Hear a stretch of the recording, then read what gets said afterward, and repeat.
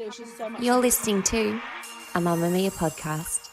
Mamamia acknowledges the traditional owners of land and waters that this podcast is recorded on.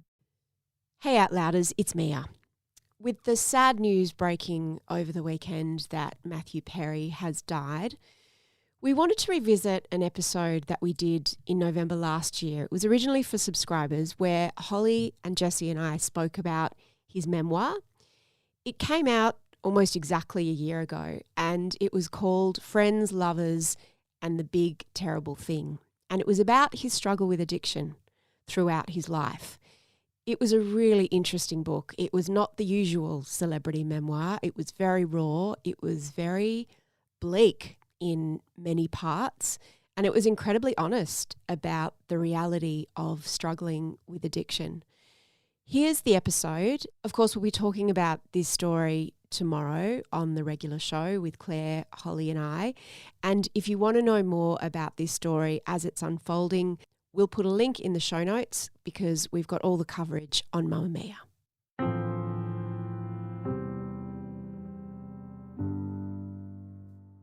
Friends, well, yes, friends, how ironic that I'm starting this episode with that word because Matthew Perry is an actor and a screenwriter most known for his role in Friends as Chandler Bing. Did you guys both watch Friends? Yeah. I did. Different times in my life, but yes, I did. I was never like a diehard watch every episode, think it's the funniest show ever made person. It's like a comfort watch. It gives me joy if it's on. It's also back. My kids' friends watch it, like the tweens. They watch it, which I find very weird. But anyway. Yeah, my kids have watched it as well. It came back as a kind of nostalgia. A bit like maybe us watching the Brady Bunch. Matthew Perry is the first of the Friends cast to have written a memoir, and it's called Friends, Lovers and the Big Terrible Thing. And that big terrible thing is about addiction. All I want to do is talk about this book. I'm so desperate to talk about it. In the press release, it says, Matthew Perry takes readers behind the scenes and onto the soundstage of the most successful sitcom of all time while opening up about his private struggles with addiction. Candid, self-aware and told with his trademark humour, Perry vividly details his lifelong battle with the disease and what fueled it, despite seemingly having it all. I saw some people posting about this online and I thought, just another celebrity memoir. Like I rolled my eyes at it and went, I know. I think it's going to be something that was ghostwritten by someone. Yep. It's got 3 tidbits about Friends and ultimately it's some navel-gazing. Like I was very, very dismissive of it. Same. And then I saw bits and pieces being released and I went, oh, this actually sounds quite profound. That's one of the first things about this book that I want to say is like it has no business being as raw as it is, right? Like he does not paint himself in a very favorable light in this book. It's not one of those memoirs that is, you know, just a sort of glossy version of yourself. He doesn't come off particularly well in it at all. Does he have much self-awareness in that way? I think he does. I think he's just being very, very honest. Because the bit that I saw, I've kind of seen bits and pieces, and this isn't about addiction, but it's the gossip that's sort of been released, about how he had a big crush on Jennifer Aniston. And then they started Friends and he was like, I don't stand a chance. He'd asked her out before they got cast on the show. They'd sort of known each other in sort of Hollywood circles. Yeah. And she had politely declined his invitation to go on a date. And then he was still pretty smitten with her through the thing. If you're looking for Friends gossip, you'll be disappointed because it's not really in there. I wish there was more, and I want to get to that in a second. But the book opens with a bang. He's in rehab. I think it's either just before COVID or during COVID.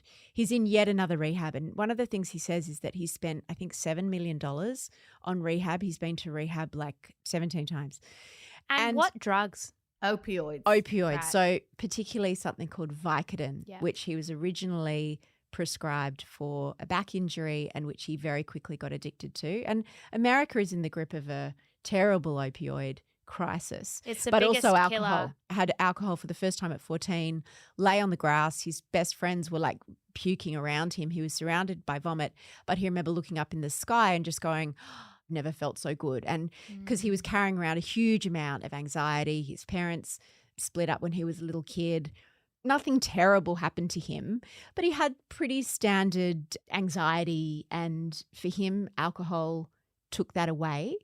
And also he says the disease of addiction, like he talked about the distinction between being a partier where you can just go really hard and being an addict, where the partier, like he said later on in his career, he did this movie with Bruce Willis, and Bruce Willis, massive partier. Like Matthew Perry was in awe of him because Bruce Willis was the man. This was in the early 2000s. And he said the thing with Bruce Willis, though, is that he could go so hard all through the night, party, and they were making this movie and he would just have a whole floor of a hotel and he would install a disco ball and it would just be party central all through the night. But at the end of the film, he would stop, or at the end of the night, he would stop. And Matthew Perry just couldn't.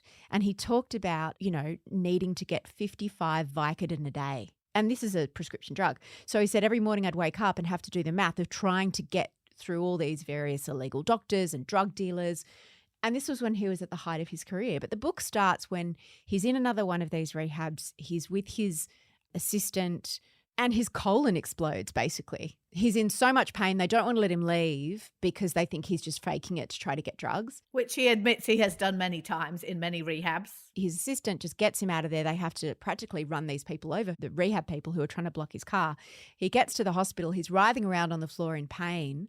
His colon explodes, breathing tubes put in, which he immediately vomits into. He said he hadn't been able to go to the toilet for 10 days. So it's he sort of like into Elvis, right? right? It's hell. And so he's just like in a coma for 2 weeks, colostomy bag. Like it goes on and on and on. That's how it starts. Wow. There's a fine art to writing a celebrity memoir, right? And it'll be very interesting to see how Prince Harry handles this in January. But which stories are your stories and which stories are other people's stories, right? So he talks about the Friends cast and stuff broadly, but there's no dirt on any of them in there, right? Because all the dirt is about him and himself. But one of the things that is so interesting about it to me is the lessons about fame, because he says about that incident, about the time he nearly died, which is only recent, he says that fame has saved his life quite a few times because doctors have probably gone above and beyond to try and save him in these various health crises because they're like, Matthew Perry is not dying on this table. But then also sometimes it hinders him because some hospitals won't even take him because they're like, we're not having Matthew Perry dying on this table. So it shows this amazing insight into how celebrities are managed. Like when he's going to a hospital, his assistants will call ahead and say, high profile coming in. And there's a whole different protocol for them than there is for ordinary people in LA. But also what's really interesting about it is he says that when he was at the beginning of his career, he and his group of mates, all they wanted was to be famous. He talks about getting down on his knees and praying to God for fame. Like, I want to be famous more than anything else in the world. And then, of course, because we've all heard this story a million times, but do we believe it? I'm not sure. He gets famous and it solves absolutely nothing for him because his addiction is so deep. Do you think that if he had never become famous, if he'd never become rich, then the struggles with addiction wouldn't have happened? Or do you think that they were inevitable? He was going to be an addict either way, I think. For me, it is a very good illustration of how addiction is truly a disease because there's no sense, there's no logic, there's no rhyme or reason. As Mia said, like his childhood was turbulent, but no more so than many. But he ended up entirely helpless in the face of this thing that other people can walk away from or get successful treatment for. He talks about how his dad just gave up drinking because he was also a problem drinker. Even now, he can't. Like, he's still only a couple of years, well, not even, I don't think, like still wrestling with addiction all the time. I was watching some of the interviews that he did to promote the book, and the interviewer makes the point in a voiceover in the introduction that you're not allowed to ask an addict how long they've been sober for. Why? Because that's very private, and if they want to volunteer that to you, they can, but you should never ask. You should never say when was the last time you used or when was the last time you had a drink. Do we know if he currently is using? I would say he has a lot of slips, like up to the end of the book, which goes up to almost current time. Yes. Which is one of the things that's so fascinating about this, because often people write these kind of addiction memoirs 10 years later, 20 years later, and it's all in the past and it's all... But he talks very openly about the fact his life is pretty miserable, that he's very lonely. Yeah. He lives in these beautiful homes with amazing views, but only with people who he pays to be his friends, basically. His assistant is sober living coach. Like, I find it so fascinating, that insight into sober living coaches and all the way all different rehabs work. It's absolutely fascinating to see what goes into it. Did he ever get married or have kids No. or anything? He didn't, did he? No, and he talks about the episode when Chandler and Monica get married. Monica, I thought this was going to be the most difficult thing I ever had to do. But when I saw you walking down that aisle, I realized how simple it was. I love you. He said he was in rehab then, and he was driven by a sober escort in a van to the set, did his lines, he had a drip in his arm, and was driven back to rehab at the end of it. And what it made me think is about the whole time that they were all on this show, which was 10 years. And they were at the top of their game. And he talks about early on, I think it was at the end of the second or third season when it was already a massive hit, but some of them were more famous than others. They each had certain seasons where they were the star. It just happened. At the end of this particular season, David Schwimmer had all the power. I think it was at the end of season 1 or season 2. And David Schwimmer came to them all and said, hey, I think we should negotiate as a group when we're renegotiating. Matthew Perry said he didn't have to do that, but he said because he did that, by the end they were getting $1.3 million US. So that's like more than $2 million Australian per episode. And he said, but the last season was shortened. And the reason it ended is because Jennifer Aniston didn't want to do it anymore. And they'd all made this deal. If one of us goes, all of us goes. And you got the sense, even though he didn't say it, that some of them were still wanted to get the money. You know, Jennifer Aniston obviously was going to have a big career in movies, even though none of her movies have done very well. She had a level of fame that none of the rest of them had. But it was decided that because she wanted to do it and also the season was shorter, he said we were all arguing for a shorter season, which is so insane given that we were all making more money than we would ever make again. Lisa Kudrow actually writes the foreword to the book, and she writes this: how's Matthew Perry doing? Over the many years since I was first asked, it's been at different times the most asked question for me. I understand why so many people asked it. They love Matthew and they want him to be okay. Me too. But I always bristled at that question from the press because I couldn't say what I wanted to say, which is it's his story to tell and I'm not authorised to tell it, really, am I? I would have wanted to go on to say, this is very intimate personal stuff, and if you don't hear it from the actual person, it is to my mind gossip, and I'm not gossiping about Matthew with you. What it made me think, Cole, is that his addiction must have had a really big shadow over that whole 10 years of that show. Oh, it would have been so stressful for all of them because he talks about, I mean, anyone who's watched Friends knows this. It became almost a cruel joke about like, is Matthew Perry thin or fat in this season? Like in very cruel terms, that's the language used. And he talks about it and he says, if I was skinny, it's because I was on pain pills. If I was bigger, it's because I was on booze. And he one time fell asleep on set and Matt LeBlanc was the one who had to wake him up. They must have been thinking all the time, is he going to make it today? Is he going to get there today? It must have been a big deal. He was also doing movies at the time because they were all trying to do movies. Yeah. And he kept talking about doing a geographic where he said he would just move location, like buy another house. That idea of if I move location or I'm somewhere different, then my problems will go away. Yeah. Jennifer Aniston had come into his dressing room and said, we know you're drinking. He said the use of the word we just crushed him because he said he thought he was hiding it so well. So he went and did this movie. He said to his agent, get me out of here. I just need a movie. So he was doing a movie called Serving Sarah or Serving Sarah. Never heard of it. My job sucks. Got no future, got no benefits. What are you, some kind of machinist? Are you trying to say masochist? But I always have great luck with women. Well, almost always. Nice. That's me, Joe the process server. You're hereby served to appear as a witness in the trial of Freddie Marcuzzo. I've got an important assignment out of Texas. Don't mess this up. Elizabeth Hurley was in it. It was her first sort of big movie. And in the middle of it, he got so unwell, they had to close down production and he had to go to rehab. It was very public. Everybody knew. And it was the first time a big celebrity had publicly gone to rehab. I mean, of course, it had happened a million times, but because I think he'd crashed his car on the way to rehab, something had happened. Everybody knew, and the movie was shut down because he had to go to rehab. So when he came back to the set, he said they were doing a table read and it was the beginning of a new season. And, you know, to break the ice, the executive producer was like, so let's maybe go around and say what we did over our summer vacation. And he said he spoke up and went, well, I'll go first. And he said it broke the tension and everyone started laughing because, yeah, he'd been to rehab and everybody knew. You also just get the sense that ever since Friends, and this must be true for all of them at different ways and at different levels. He has been searching for respect, for, you know, he talks about like almost begging for roles in high profile TV series that he wanted and he wrote plays and he did like just trying to get gigs that would give him the professional respect he wanted. And it made you kind of realize that he walked away from that time with more money than God, never having to work again, literally, but no purpose in his life, which is just so sad, interesting and sad. And when we do think about, I mean, not that I'm suggesting these are the people in the world who need all our sympathy. He paints this really honest, lonely, brutal picture of being this man-child. Oh, it's the worst and so different to what you imagine that level of fame and wealth would be like. And it's not the first addiction memoir that I've read. You want to shake him and go, don't. Like just the bad choice after bad choice because of his addiction, where you're just like, but you've got your sobriety, just don't. And he would have like 2 years of sobriety or like 1 year.